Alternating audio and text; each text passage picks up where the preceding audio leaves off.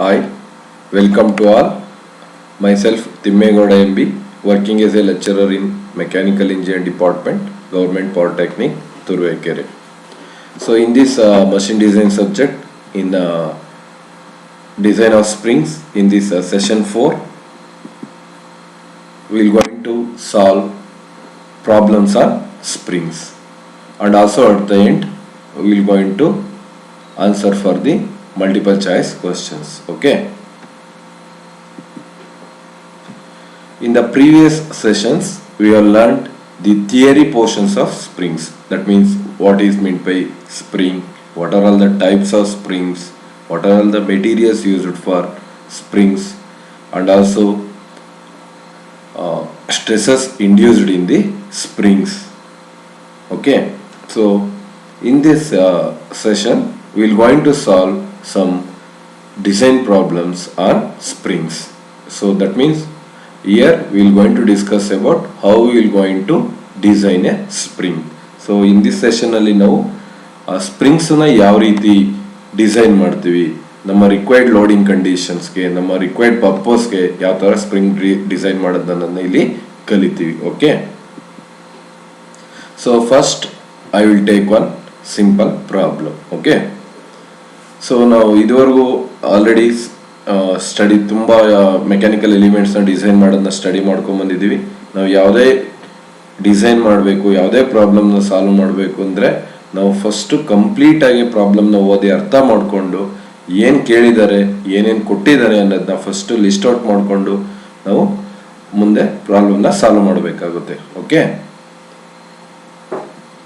First one, design A helical compression spring for a maximum load of 1000 Newton for a deflection of 25 mm using the value of spring index as 5. The maximum permissible shear stress for spring wire is 420 MPa and modulus of rigidity is 84 kN per millimeter square with considering Wahl's factor. So this is the problem. So ಈ problem ಅಲ್ಲಿ ಏನೇನು data ಕೊಟ್ಟಿದ್ದಾನೆ ಅದನ್ನ first ನಾವು note down ಮಾಡ್ಕೊಳ್ಳೋಣ. Okay, so ಇವಾಗ ಇಲ್ಲಿ ಏನು ಕೊಟ್ಟಿದ್ದಾನೆ, design A helical spring for A maximum load of 1000 Newton. So force is 1000 Newton, that is the maximum load that acts on the spring. So ಆ 1000 Newton load ಬಿದ್ದಾಗ ಎಷ್ಟು deflection ಆಗುತ್ತೆ ಅಂದರೆ 25 mm ಡಿಫ್ಲೆಕ್ಷನ್ ಆಗುತ್ತೆ. So therefore y is equal to 25 mm and the value of spring index as 5. So spring index C is equal to 5, that is the ratio of mean coil diameter to Y diameter. That's why it is taken as C is equal to D by D is equal to 5. The maximum permissible shear stress for spring wire is 420 MPa. Here it is given the permissible shear stress. Permissible means allowable shear stress or design shear stress or safe shear stress. So therefore tau is equal to 420 MPa, that is equal to 420 Newton per millimeter square. ನಿಮಗೆಲ್ಲ ಗೊತ್ತಿದೆ 1 MPa is equal to 1 Newton per millimeter square, because 1 Pascal is equal to 1 Newton per meter square. Megapascal is converted into 1 Newton per, and 1 megapascal is equal to 1 Newton per millimeter square. Therefore 420 Newton per millimeter square. Next, the modulus of rigidity, that is 84 kilonewton per millimeter square. 84 into 10 raised to 3 Newton per millimeter square. So this is the value of modulus of rigidity. So this is the given data. Here we have to calculate the diameter of the spring and also number of coils that is used in that spring, and also free length of the spring, pitch of the spring.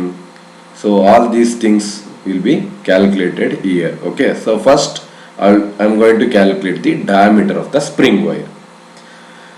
So in order to calculate the diameter of the spring wire, ಈ problem ಅಲ್ಲಿ ಏನು ಹೇಳಿದಾನೆ ಅಂದ್ರೆ, so considering the Wahl's factor ಅಂತ ಹೇಳಿದಾನೆ. So therefore first you have to calculate the shear stress factor, that is Wahl's stress factor.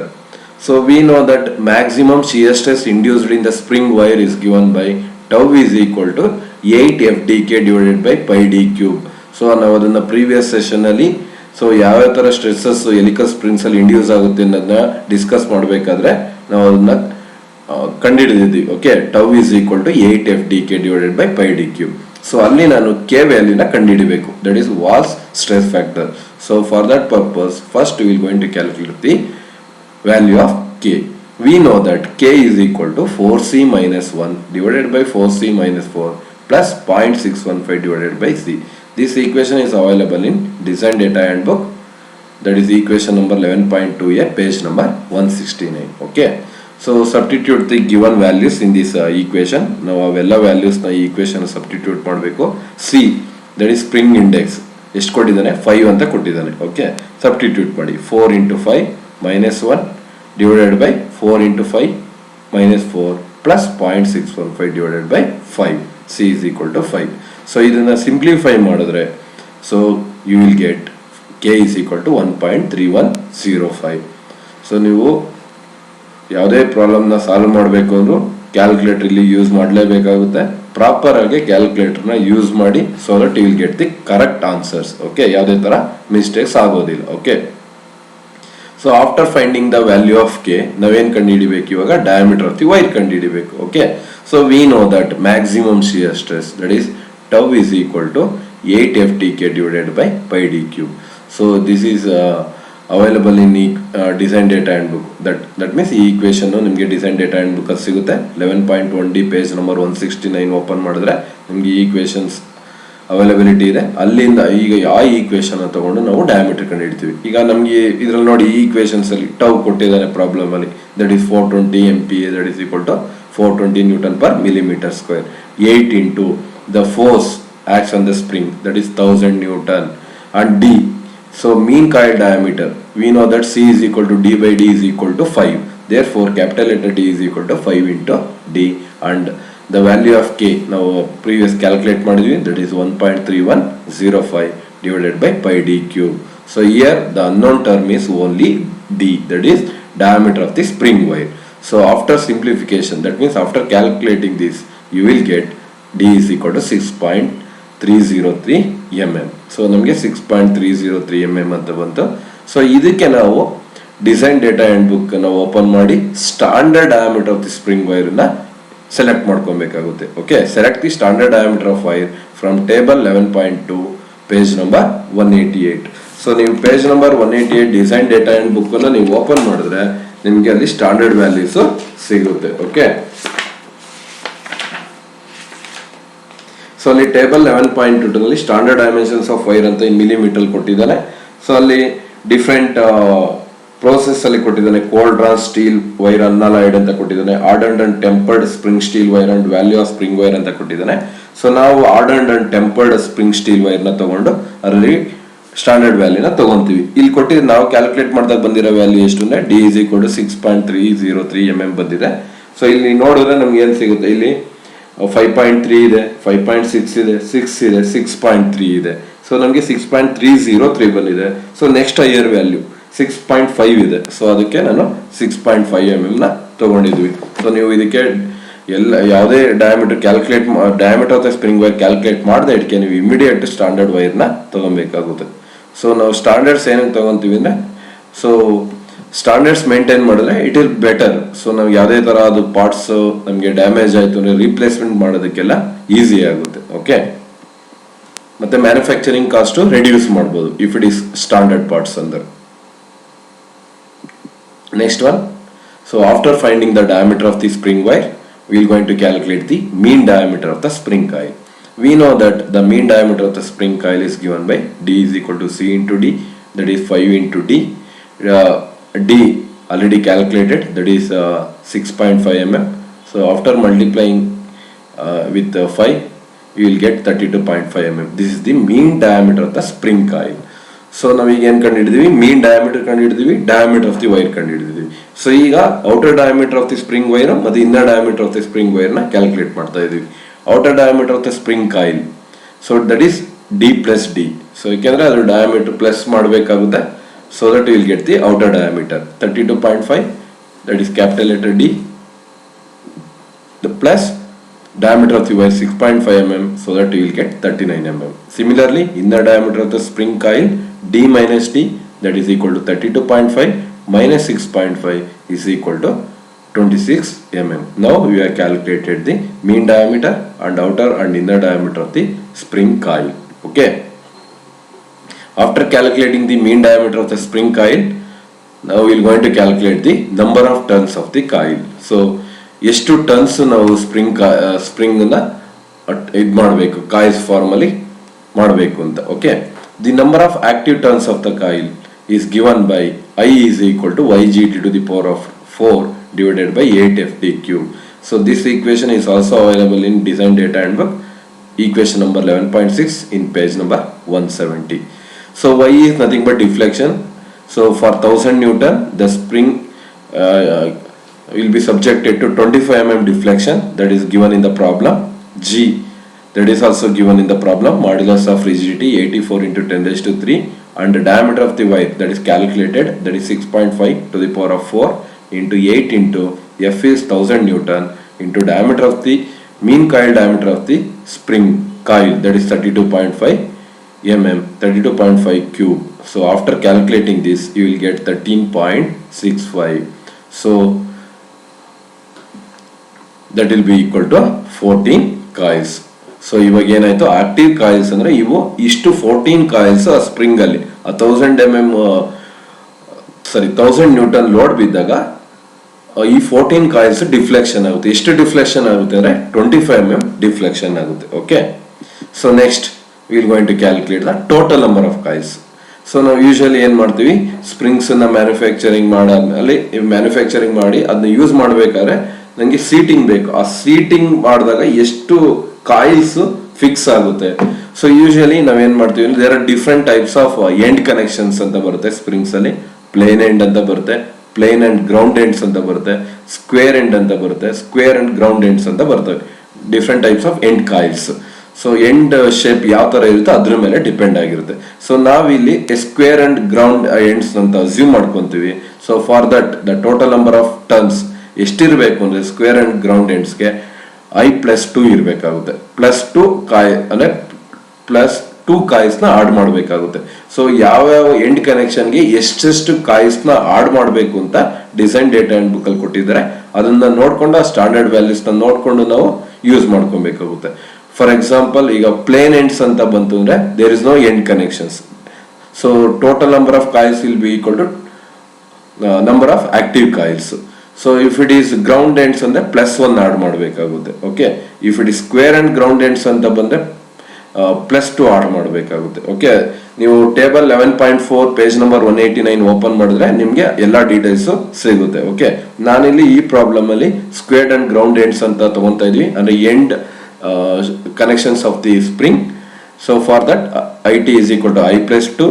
So I is active coils 14 coils +2 you will get 16 coils. So the total number of coils 16 ಇರಬೇಕಾಗುತ್ತೆ. Okay, next we will going to calculate the free length of the spring. Free length ಅಂದ್ರೆ unloaded conditions ಅಲ್ಲಿ length of the spring ಎಷ್ಟು ಇರುತ್ತೆ ಅಂತ. That is calculated by using formula ITD plus Y plus A. So this equation is also available in table 11.4 page number 189. Here IT ಅಂದ್ರೆ total number of coils, D ಅಂದ್ರೆ diameter of the wire, Y ಅಂದ್ರೆ maximum deflection, plus A ಅಂದ್ರೆ clearance, the gap between the coils, adjacent coils in a compressed state of the spring. So ಅವಾಗ ಏನಾಗುತ್ತೆ, ಇವಾಗ ಏನನ್ನ ನಾವೇನ್ ಮಾಡ್ತೀವಿ ಅಂದ್ರೆ ಅಸ್ಯೂಮ್ ಮಾಡ್ಕೊಂತೀವಿ. ಎಷ್ಟು ಅಸ್ಯೂಮ್ ಮಾಡ್ಕೊಂತೀವಿ ಅಂದ್ರೆ 15% ಆಫ್ ಮ್ಯಾಕ್ಸಿಮಮ್ ಡಿಫ್ಲೆಕ್ಷನ್ ಅಂತ ಅಸ್ಯೂಮ್ ಮಾಡ್ಕೊಂಡು ನಾವು free length of the spring ಅನ್ನ ಕ್ಯಾಲ್ಕುಲೇಟ್ ಮಾಡ್ತೀವಿ. So here IT, that is total number of coils is 16, diameter of the wire is 6.5. So next one Y, that is deflection is 25 mm, that is given in the problem. So and clearance, that is the gap between the adjacent coils in the compressed state of the spring, that is 15% of maximum deflection. ಇದು ನಾವು assume ಮಾಡ್ಕೊಂತಾ ಇದೀವಿ. Assume ಮಾಡ್ಕೊಂಡು calculate ಮಾಡಿದಾಗ 0.15 into 25. So after simplification you will get free length of the spring 132.75. Okay, so next ನಾವೇನ್ calculate ಮಾಡ್ತೀವಿ ಅಂದ್ರೆ free length ಕಂಡು ಹಿಡಿದಿದ್ದೀವಿ. ಇವಾಗ ಪಿಚ್ ಆಫ್ ದಿ ಕಾಯಿಲ್ ಕಂಡು ಹಿಡಿದೀವಿ. ಪಿಚ್ ಆಫ್ ದಿ ಕಾಯಿಲ್ ಅಂದ್ರೆ ಒಂದು ಕಾಯಿಲ್ಗೂ ಇನ್ನೊಂದು ಕಾಯಿಲ್ಗೂ ಎಷ್ಟು ಡಿಸ್ಟೆನ್ಸ್ ಮೇಂಟೈನ್ ಮಾಡಬೇಕು, that is free length divided by IT minus 1. So that is equal to free length, that is calculated 132.75 divided by IT, total number of coils 16 minus 1, you will get 8.85 mm. That is the pitch of the coil. Or even in a data handbook in page table 11.4 in page number 189, pitch of the coil for square and ground ends is given as L0 minus 2D divided by I. ಆ equation use ಮಾಡಿಕೊಂಡು ಬೇಕಾದ್ರೆ ನೀವು pitch of the coil ನ ಕಂಡುಹಿಡಿಬಹುದು. ನಾನು ಇಲ್ಲಿ free length divided by IT minus 1 ಆ formula use ಮಾಡಿಕೊಂಡು pitch ನ ಕ್ಯಾಲ್ಕುಲೇಟ್ ಮಾಡ್ತಾ ಇದೀವಿ. So this is explained in the terminologies. Okay, so ಈಗ ನಾವು ಈ ಪ್ರಾಬ್ಲಮ್ ಅಲ್ಲಿ ಏನೇನು ಕ್ಯಾಲ್ಕುಲೇಟ್ ಮಾಡೋದು, diameter of the wire calculate ಮಾಡೋದು. ಈಗ ನಾವು ಒಂದು ಸ್ಪ್ರಿಂಗ್ ಅನ್ನ ಮಾಡಬೇಕು ಅಂದ್ರೆ ನನಗೆ ಫಸ್ಟ್ ಪ್ರೈಮೋಸ್ಟ್ ಏನ್ ಬೇಕು, ಫಸ್ಟ್ ವೈರ್ ಡಯಾಮೀಟರ್ ಎಷ್ಟಿರಬೇಕು, ಆ ವೈರ್ ಡಯಾಮೀಟರ್ ಆದ್ಮೇಲೆ ನನಗೆ ಎಷ್ಟು ಬೇಕು, ಏನ್ ಬೇಕು, ಮೀನ್ ಕಾಯಿಲ್ ಡಯಾಮೀಟರ್ ಎಷ್ಟು ಮೇಂಟೈನ್ ಮಾಡಬೇಕು, ಅಂದ್ರೆ ಇನ್ನರ್ ಡಯ ಎಷ್ಟಿರ್ಬೇಕು, outer diameter of the coil ಎಷ್ಟಿರ್ಬೇಕು ಅಂತ. ಅದಾದ್ಮೇಲೆ ಏನ್ ಕಂಡು ಹಿಡಿತೀವಿ, ಸೊ ಎಷ್ಟು ಕಾಯಿಲ್ಸ್ ಬೇಕು, ಎಷ್ಟು ಕಾಯಿಲ್ಸ್ ಇರುತ್ತೆ, ಎಷ್ಟು ಟರ್ನ್ಸ್ ಇರುತ್ತೆ, ಸೊ ಅದ್ರಲ್ಲಿ ಆಕ್ಟಿವ್ ಕಾಯಿಲ್ಸ್ ಎಷ್ಟು, ಇನ್ಆಕ್ಟಿವ್ ಕಾಯಿಲ್ಸ್ ಎಷ್ಟು. ಸೊ ಅದಾದ್ಮೇಲೆ ನಾವೇನ್ ಕ್ಯಾಲ್ಕುಲೇಟ್ ಮಾಡ್ತೀವಿ, free length of the spring, unloaded condition ಅಲ್ಲಿ ಎಷ್ಟು ಲೆಂತ್ ಆಫ್ ದ ಸ್ಪ್ರಿಂಗ್ ಇರಬೇಕು ಅಂತ ಕ್ಯಾಲ್ಕುಲೇಟ್ ಮಾಡೋದು. ಅದಾದ್ಮೇಲೆ ಹಿಂಗೆ ನಾವು ನಂಬರ್ ಆಫ್ ಟರ್ನ್ಸ್ ನ ಸುತ್ತಬೇಕಲ್ವಾ, ಇದರಲ್ಲಿ 16 ಕಾಯಿಲ್ಸ್ ಅಂತ ಬಂತು. ಆ 16 ಕಾಯಿಲ್ಸ್ ಒಂದೊಂದು ಕಾಯಿಲ್ಗೆ ಎಷ್ಟು ಗ್ಯಾಪ್ ಮೇಂಟೈನ್ ಮಾಡಬೇಕು, ವಾಟ್ ಇಸ್ ದ ಪಿಚ್, ನಾವು ವಾಟ್ ಇಸ್ ದ ಪಿಚ್ ಅದನ್ನ ಕ್ಯಾಲ್ಕುಲೇಟ್ ಮಾಡೋದು. ಸೊ ನಾವು we are totally design the spring. So for 1000 Newton 25 mm deflection ಗೆ for spring rate, given spring rate ಗೆ ಸ್ಪ್ರಿಂಗ್ ಅನ್ನ ಡಿಸೈನ್ ಮಾಡಿದ್ವಿ. ಅಂದ್ರೆ ಡಯಾಮೀಟರ್ ಕಂಡು ಹಿಡಿದಿದ್ವಿ, ಮತ್ತೆ ಮೀನ್ ಕಾಯಿಲ್ ಡಯಾಮೀಟರ್ ಕಂಡು ಹಿಡಿದಿದ್ವಿ. ನೆಕ್ಸ್ಟ್ ಅದಾದ್ಮೇಲೆ ಏನ್ ಕಂಡು ಹಿಡಿದು active coils, inactive coils, free length of the spring, pitch of the coil ನ ಕಂಡು ಹಿಡಿದ್ವಿ. ಇಷ್ಟು ನಾವು ಕಂಡಿಡಿದ್ರೆ the design of springs complete ಆಗುತ್ತೆ. Okay, so next I will take another, I am going to take another problem. So read the problem. Design a closed coiled helical compression spring for a service load ranging from 2250 Newton to 2750 Newton. The axial deflection of the spring for the load range is 6 mm. Assume a spring index of 5. The permissible shear stress intensity is 420 MPa and modulus of rigidity 84 kilonewton per millimeter square. See the problem. ಈ ಪ್ರಾಬ್ಲಮ್ಗೂ previous ಪ್ರಾಬ್ಲಮ್ಗೂ ಏನು difference ಅಂದರೆ, previous ಪ್ರಾಬ್ಲಮಲ್ಲಿ ನಮಗೆ ಒಂದೇ ಒಂದು load ಕೊಟ್ಟಿದ್ದ. So but ಇಲ್ಲಿ ಏನು ಮಾಡಿದ್ದಾನೆ, ನಮಗೆ ಲೋಡ್ ರೇಂಜ್ ಕೊಟ್ಟಿದ್ದಾನೆ. 2 ಲೋಡ್ ಕೊಟ್ಬಿಟ್ಟು ಆ ಲೋಡ್ ರೇಂಜಲ್ಲಿ ಎಷ್ಟು ಡಿಫ್ಲೆಕ್ಷನ್ ಆಗುತ್ತೆ ಅಂತ ಹೇಳಿದ್ದಾನೆ. ಸೊ ಇದನ್ನ ಯಾವ ರೀತಿ ಸಾಲ್ವ್ ಮಾಡೋದು, ಯಾವ ರೀತಿ ಡಿಸೈನ್ ಮಾಡೋದು ಅನ್ನೋದನ್ನ ಓಕೆ ತಿಳ್ಕೊಳ್ಳೋಣ. ಓಕೆ, ಸೊ ಫಸ್ಟ್ ಗಿವನ್ ಡೇಟಾನ ಬರ್ಕೊಳ್ಳಿ. Here the load range is 2250 Newton to 2750. So ನಾನು ಇದನ್ನ F1 ಅಂತ ತಗೊಂತೀನಿ, ಇದನ್ನ F2 ಅಂತ ತಗೊಂತೀನಿ. F1 is equal to 2250 Newton, F2 is equal to 2750 Newton. For this load range, the deflection is 6 mm. That means the load range 2250 to 2750. That means 2750 minus 2250, you will get 500 Newton. For 500 Newton, the deflection is 6 mm. Okay. Next, spring index, that is C is equal to D by D, that is equal to 5. Next, the permissible shear stress tau is equal to 420 MPa, that is equal to 420 Newton per millimeter square, and modulus of rigidity G is equal to 84 into 10 raised to 3 Newton per millimeter square. Here also you have to calculate the diameter of the wire, mean coil diameter, and also active coils, inactive coils, free length of the spring, and also pitch of the coil. And also in this problem you have to calculate the maximum deflection because it is subjected to maximum force of 2750 Newton. Okay, so your solution nodana. So first, as usual procedure, we are going to find the diameter of the spring wire by using Watt's stress factor, that is K is equal to 4C minus 1 divided by 4C minus 4 plus 0.615 divided by C.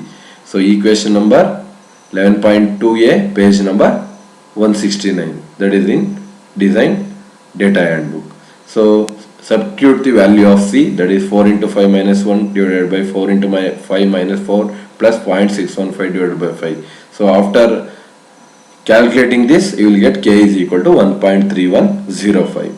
So next, and maximum shear stress, that is equal to tau is equal to 8 FDK divided by pi d cube. That equation is available in equation number 11.1D, page number 169. So here we have replaced F by F2 because spring is subjected to maximum force. So ನಾವೇನು spring ವೈರ್ನ design ಮಾಡಬೇಕಾದ್ರೆ ಇಲ್ಲಿ maximum ಫೋರ್ಸ್ನ ತಗೊಬೇಕು. ಯಾಕೆಂದ್ರೆ ಅದು 2750 ಲೋಡನ್ನು ವಿಸ್ಟಾಂಡ್ ಮಾಡ್ಕೊಬೇಕಾಗುತ್ತೆ ಆ diameter of the wire. ಅದಕ್ಕೋಸ್ಕರ ನಾನು ಇಲ್ಲಿ F2 ಅಂತ ತಗೊಂಡಿದ್ದೀನಿ ಇನ್ಸ್ಟೆಡ್ ಆಫ್ F. ಓಕೆ, ಇವಾಗ ಸಬ್ಸ್ಟಿಟ್ಯೂಟ್ ಮಾಡಿ ಎಲ್ಲ ವ್ಯಾಲ್ಯೂಸ್ನು. tau 420 MPa, that is 420 Newton per millimeter square, and 8 into 2750, that is a load, into 5 into D, that is D, C is equal to D by D, therefore D is equal to 5D, and K, that is calculated 1.3105 divided by pi d cube. So after simplification you will get D is equal to 10.45 mm. So for this calculated value of spring diameter, select the standard diameter from the table 11.2, page number 188. Okay, so the standard diameter is 11 mm. So for this you have to calculate the mean diameter of the spring coil. So that is D is equal to CD, 5 into 11, that is equal to 55 mm.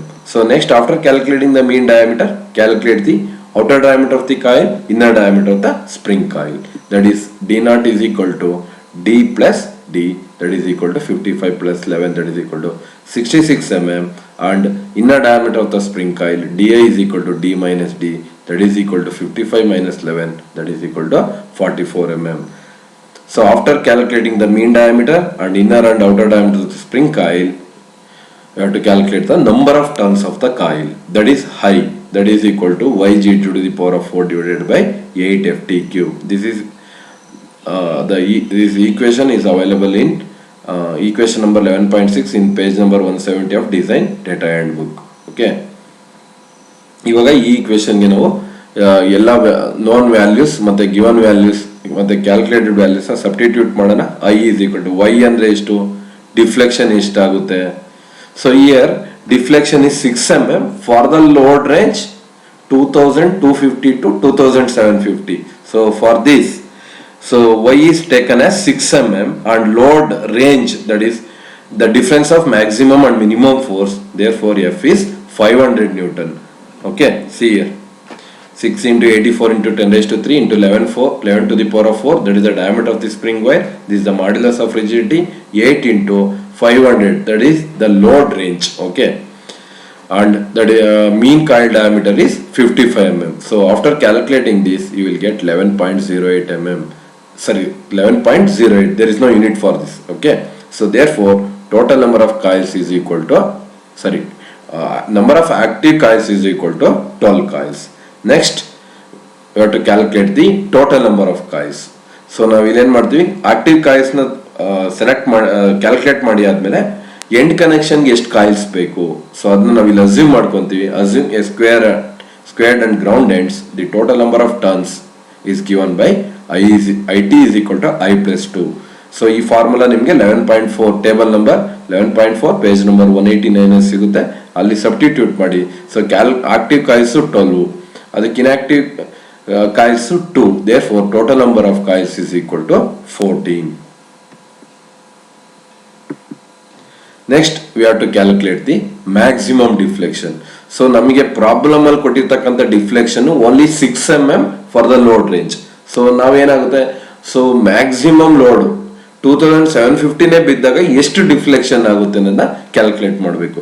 So we know that spring rate or stiffness of the spring is defined as the force required per unit deflection, that is equal to F by Y, and it is taken as F1 by Y1, F2 by Y2, F3 by Y3, so on. Okay, so here we are going to consider these two terms, F by Y, because these two terms are known to us, and F2 by Y2. F2, that is maximum load, Y2 is maximum deflection. Therefore 500 by 6 2750 divided by y2, therefore y2 is equal to 33 mm. This is the maximum deflection. ಅಂದ್ರೆ ಆ 2750 load ಬಿದ್ರೆ ನಮಗೆ ಎಷ್ಟು ಬರುತ್ತೆ, ಅದು 33 mm deflection ಆಗುತ್ತೆ. Okay, so but ಇಲ್ಲಿ spring work ಆಗ್ತಾ ಇರೋದು 2250 ಲೋಡ್ ಇಂದ 2750.